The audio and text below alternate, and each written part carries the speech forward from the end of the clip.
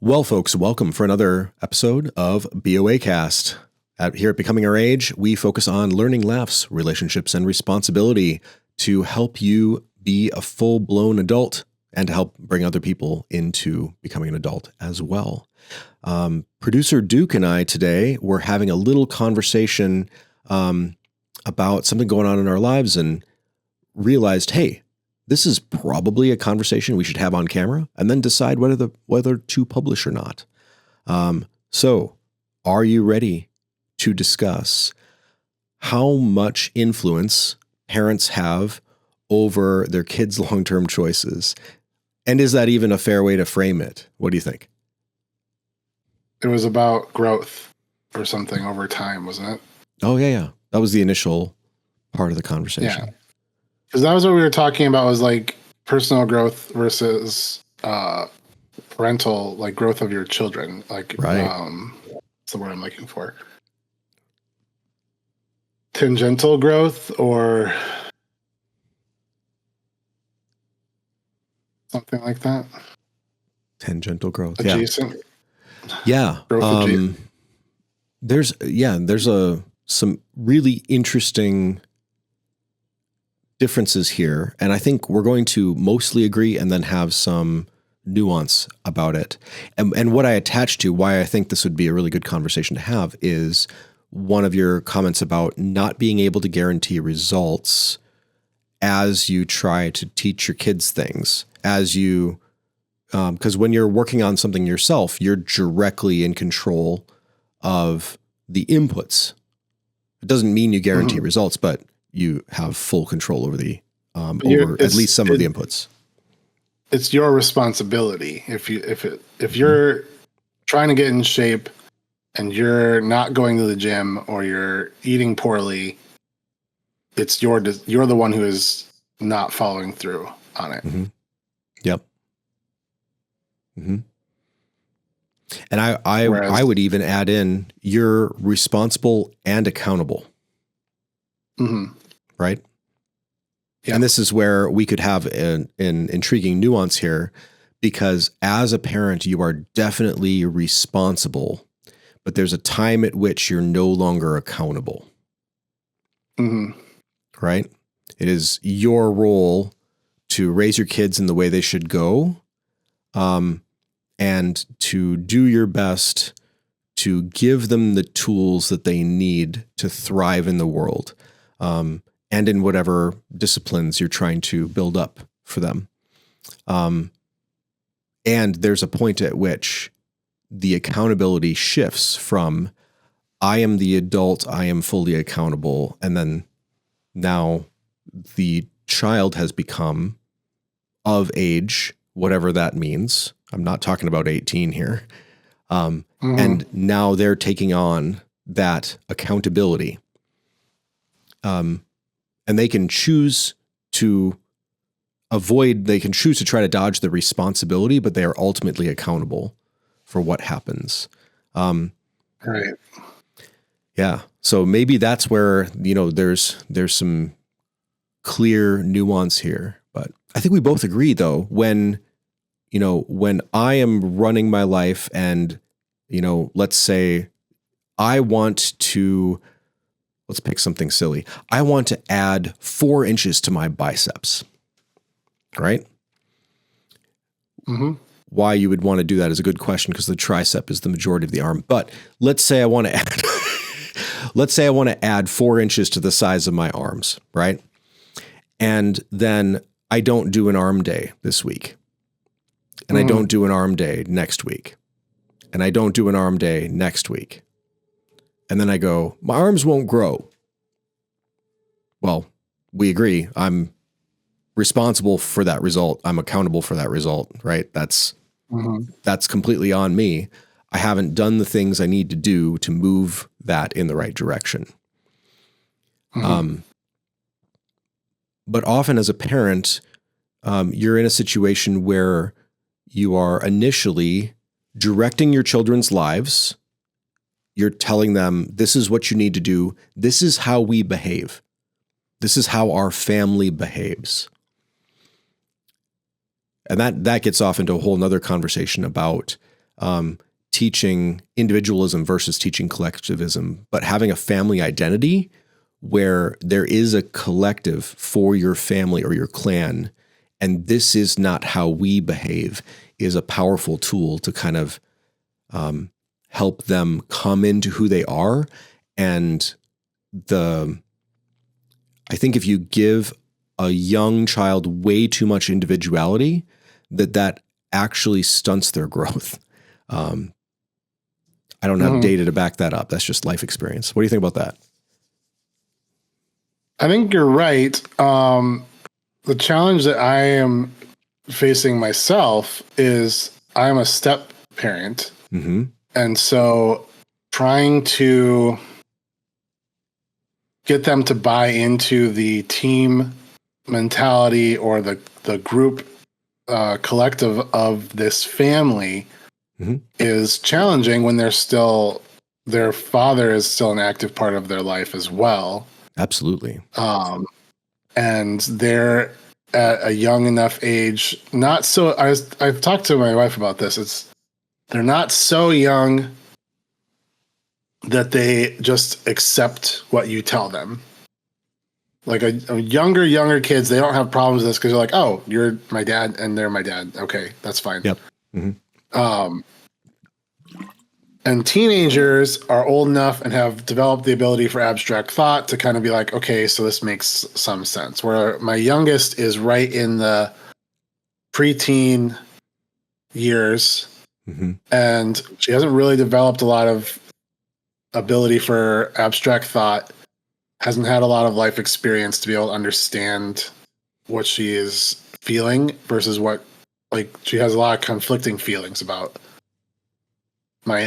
In my head, you're not part of my family. My parents are not her grandparents, and she's not their grandchild because they're not blood related.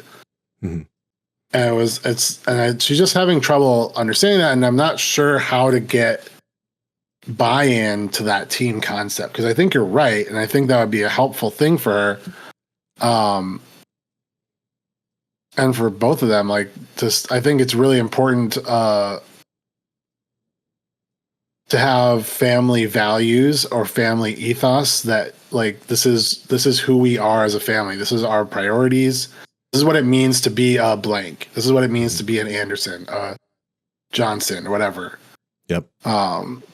These are the values that our family espouses and that we want to be known for.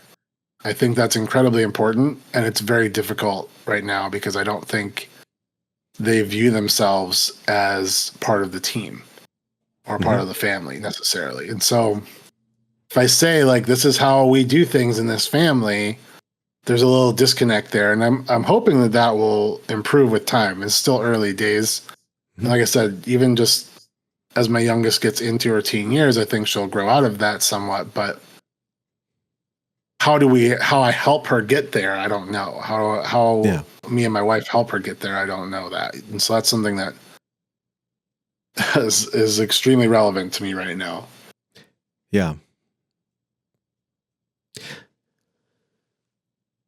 Yeah, as I kind of think about this live, right?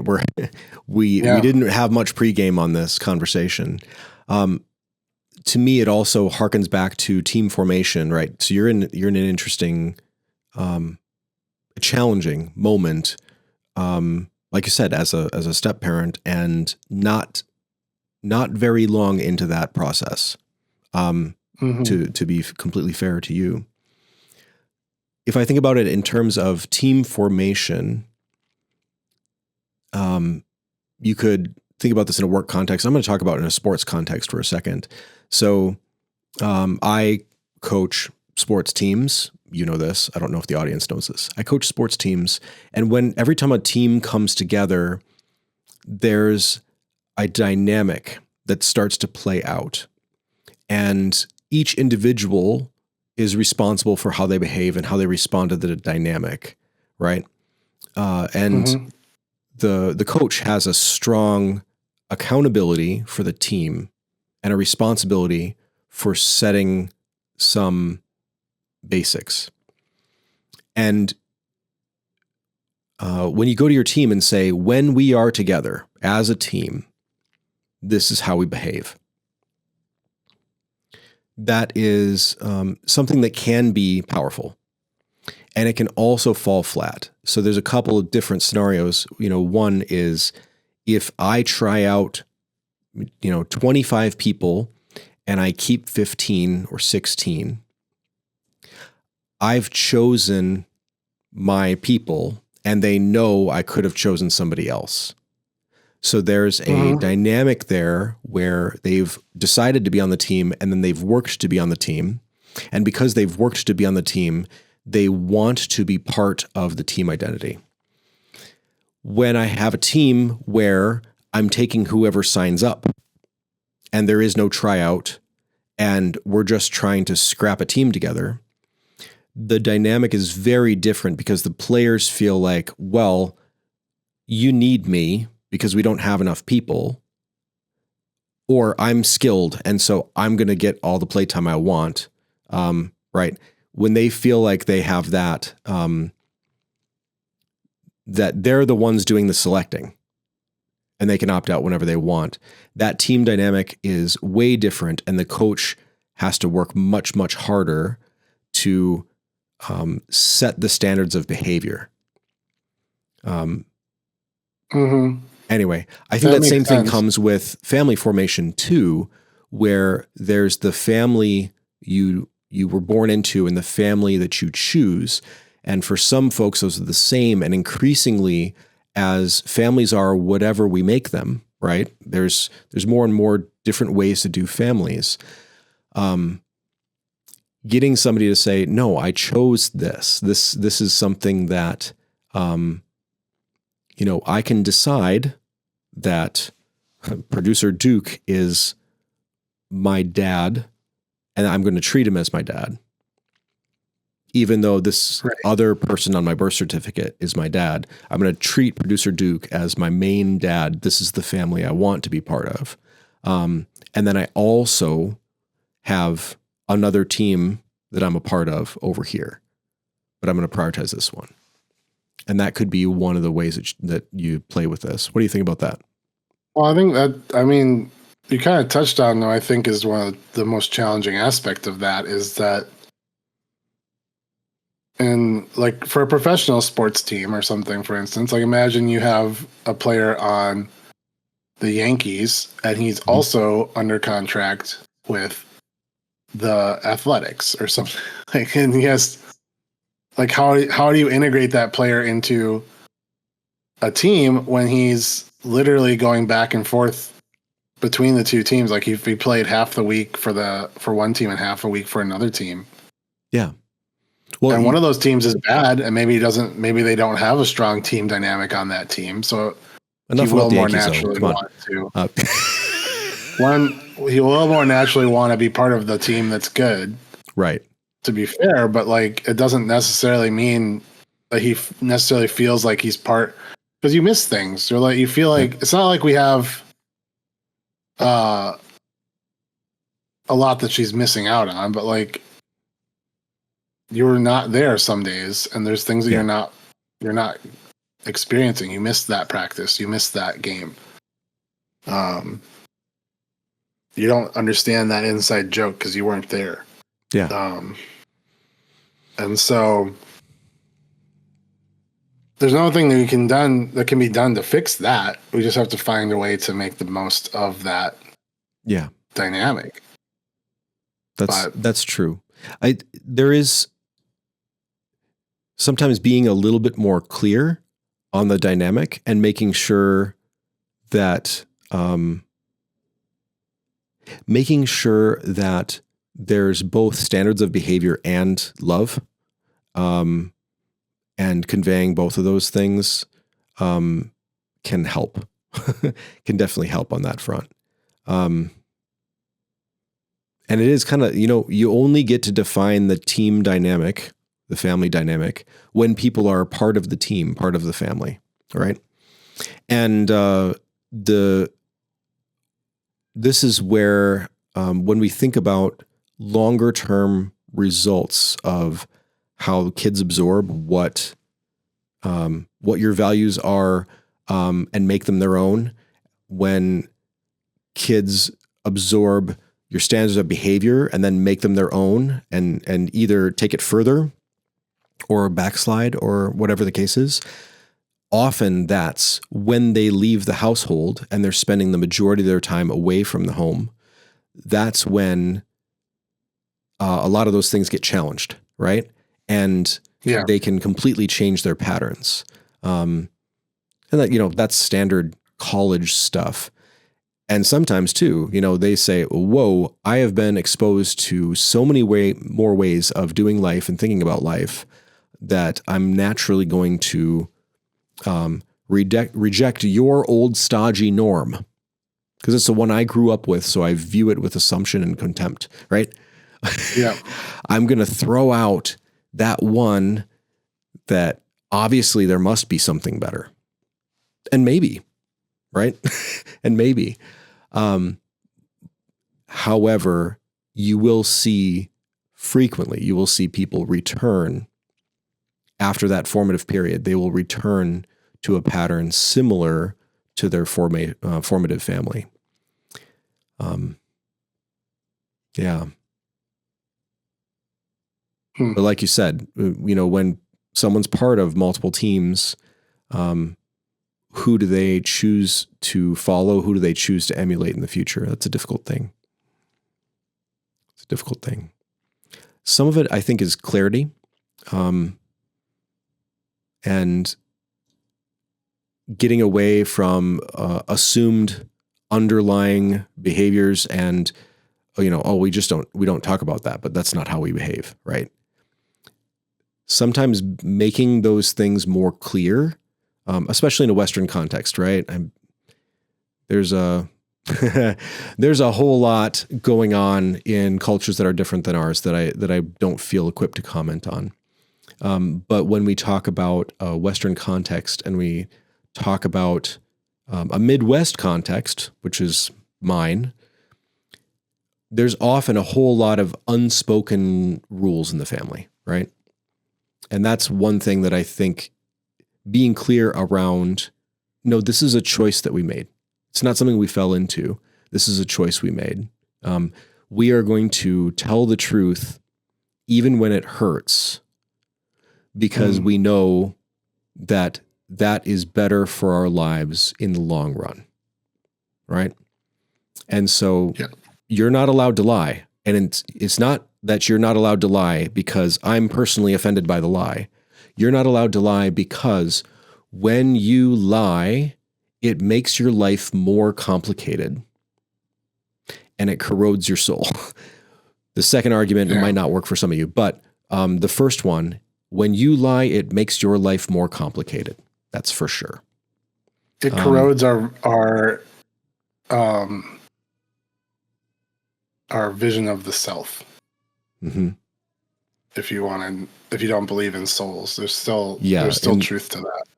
Yeah, well, in the long term, for sure, you make your life more complicated. You make it difficult to.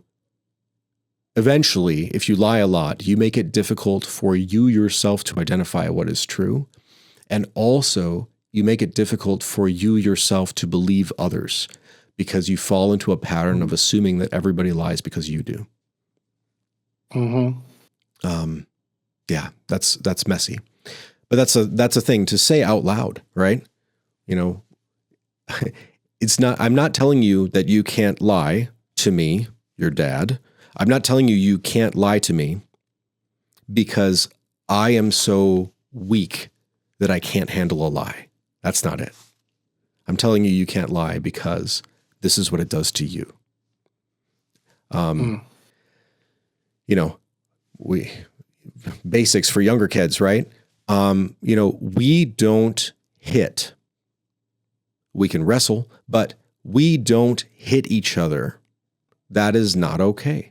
And when you have really little kids around, I still have young nieces and nephews. When you have really little kids around, some of those basics are really important. Yeah. But as as kids get older and they can understand more and more, being clear about some of those more difficult concepts is really important. Why are we choosing X, Y, and Z? So the other day, how much do I get into this? I think I can get into this. So the other day, there was an activity that we were invited to join in for. And it is typically something that my wife and my kids would do, and I would not do. And so 80% of the time, this is something they would go do without me, and I would work, or I would stay home, or I would be doing something else at the time, right? And sorry to be a little generic, but I don't want to reveal any names here, or specifically what the activity is. My older son came to me and he said, "Why don't you come to these?" And I pulled him up to the dinner table and I said, "Here is the pattern that Mom and I have created and the ruts that we are in. And so here's Mom's part in it, and here's my part in it, and here's why the decision has been this, and this is why my default is no, and occasionally I will go." That can change, but that's how we got here, and that's why we got here. And actually, in that conversation, Duke, we identified that two of the core reasons that default answer was coming are no longer valid, right? And so we've reached this default, but some of those things are multiple years out of date. And so my default no might actually be incorrect now.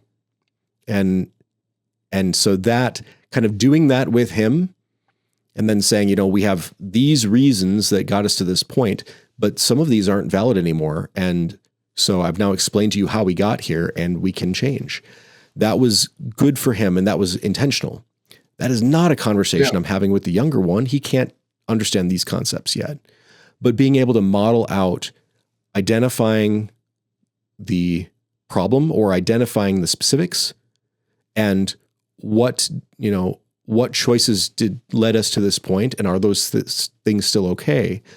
That's such a good thing for him to see. And what is normal for your family is normal for a reason. They got there somehow, either intentionally or by copying others. Anyway, now I'm on a soapbox a little bit here. We good? No, I get that. Yeah. So I think it's really important. You and I would probably both agree that the man should be head of the family, right? And one of the things that I am accountable for is leading the way the family goes. However well I do it, whether or not, my wife is strong and smart and capable and all of that, it doesn't matter that much, because I'm still accountable to make sure the family's going in the right direction. And so I need to lean into that responsibility and that accountability more and more. So I think you and I would probably both take that stance, that it's important for us to set those expectations. Like, this is who we are as a family. And this is how we behave. This is what we do. And if you see me not living up to those things, call me on it. And that takes a lot of humility too, when your kid comes up to you and says, "Hey, I saw this, and that's not what you want to do, is it?" That takes some real humility to respond to appropriately, because it's an ego threat. Oh, It's an ego threat from your kid. Yeah. I don't know. I had a friend who went through a divorce, and his daughters there's a lot of moving parts to the divorce. I'm not going to do any specifics. But his daughters came to him and said, "But Dad, I thought you said that we don't lie." And the divorce came about because of a multiple year long lie, right? So the family identity, which he had been really good about setting up, and been explicit with them about, this is how we behave, this is who we are, we're going to have this family for a long time. It was really painful for him to have his kids come to him and say, you've really shown us that you didn't live up to that identity. And what does that mean for our identity? Right. Ooh. Yeah. Yeah. Anyway. Well, it's painful for him. I'm sure it was much more painful for the kids. Yes. They were not as equipped to deal with it. Yes. Have much longer lasting effects from it. Mm-hmm. But yeah, it was a challenging situation. It was a very challenging situation. But anyway, one of the things that I think is really, really interesting about this conversation is that our kids do decide how they're going to live. And they do have a bunch of inputs outside of us. However, we have to be really on top of how we behave, how we respond, how we communicate, and the patterns we set in our home. I am not particularly thrilled with the patterns that are set in my home because I'm always striving for that to be better than it is.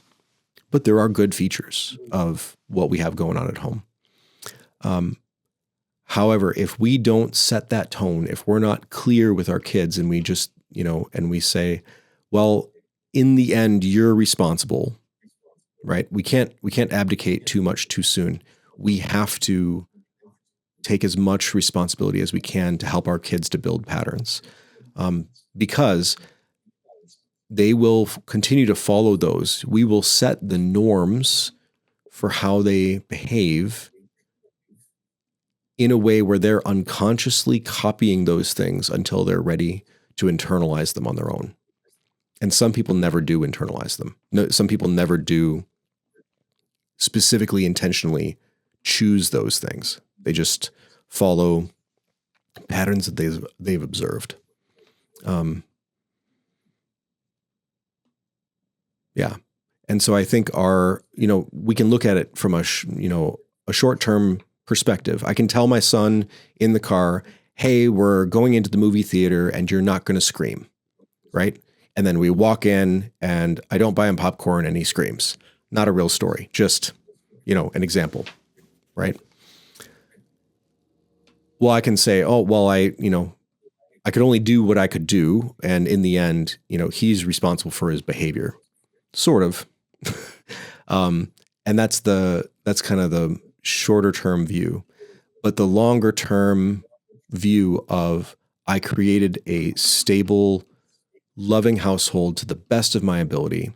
I modeled patterns for my kids. And then after modeling those patterns for my kids of, loving my wife, loving them, working hard, and still finding a way to have fun, right? Not ignoring my own needs in favor of my family, which is, I think, very core for some guys. When I've modeled those things and I've done well, I've set up a norm and an expectation in their mind about how they should behave and how they fit into the world, not just into the family, but into the world. These are the standards of behavior. And that sets them up for success on the long term, even if they fail to live up to those things initially, even if they cast off some of those things later. You're really providing that formative experience for them. And that's really important, 0 to 5, and that's really important, 12 to 15, as the data tells us, right? As kids start to break away from their parents and they're trying to decide what is real and what they care about and what they don't care about. And it's really easy to disengage in that 12 to 15 age range. because they're so willful and because they are so challenging and they're so exhausting at times. It's really easy to disengage, but it's so important to stay engaged, to explain yourself, to admit when you made mistakes, to admit when things aren't ideal and you'd want them to be better, and then to demonstrate that you can work towards them being better. I think it's so important. Yeah. And I didn't come with data. This is all just personal experience here. So I'm going to do one more kind of analogy, if you will. Sometimes when you join a team and the coach is good, it can completely change your outlook on your life and your behavior. So even when you only have 1 or 2 seasons with a coach, that can affect you all the way through the rest of your life.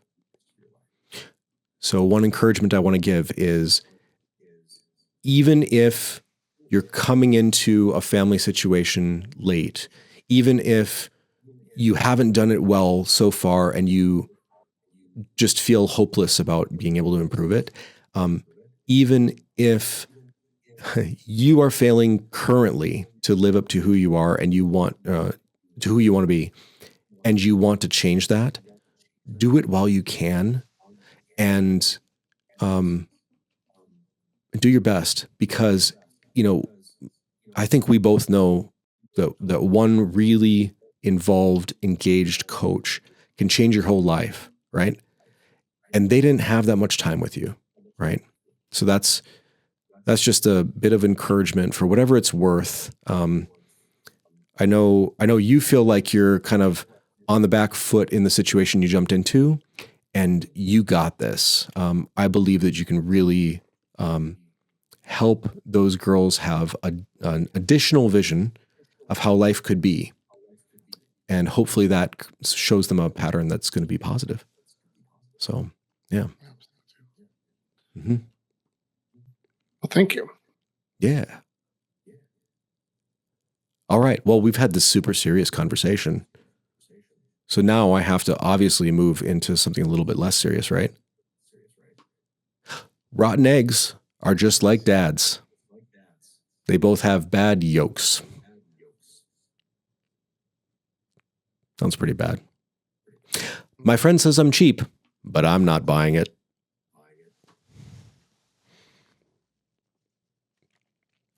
Man, that little head nod, that's exactly what we need. That's about what that joke deserved, too. Yeah.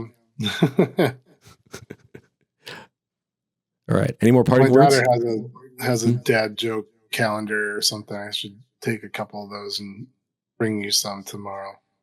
Yeah. Yeah. You can tell those too. I mean, indirectly, you kind of are, because you gave me some of these. I haven't been a dad in long enough. I need to get my license for dad jokes. It is just automatic. It's a right. It's not in the Constitution, but it's an innate human right. So you don't have to worry about getting a license. Yeah. We should get it in the Constitution. There needs to be an amendment. Yeah. There are, in 47 states, you are allowed to carry dad jokes without a permit. Mm-hmm. Yep. And you, of course, know that 80% of stats are made up, right? 100% know that, yes. Okay. Mm-hmm. Cool. Well, good. Folks, thanks for being here. If you watched all the way to the end, maybe you like this conversation. Maybe you have thoughts about this conversation. Go ahead and hit us what you think with what you think on this topic. It is a difficult one, so feel free to light me up if you disagree. Be nice. Push those algorithm buttons, and we are becoming our age.